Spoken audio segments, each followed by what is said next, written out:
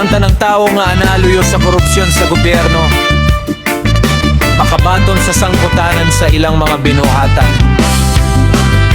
Ang korupsyon nagakawat sa mga oportunidad, hustisya o paglaom, gikan sa ordinaryong mga katawan nga nagtinguha lang og mas maayong kinabuhi. Masakitan awon nga ang pundo sa publiko nga para unta sa edukasyon, panglawas ug sa komunidad gigamit para sa personal nga kaayuhan.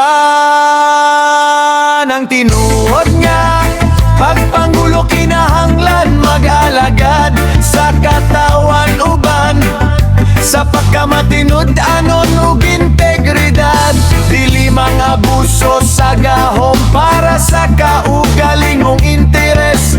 Kini nga issue nagpahinumdom ka nato kung unsa ka importante ang pagtubag ug transparency sa katilingban.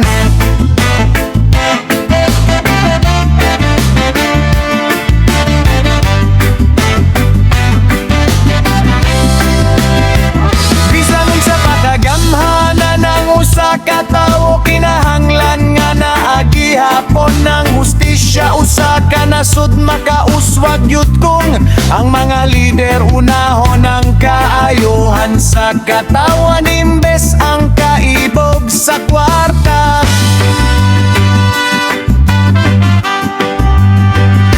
Unta mo daog kanunay ang kamatuoran, ug unta makita sa mga umaabot nga henerasyon ng usa ka gobyerno nga gibase sa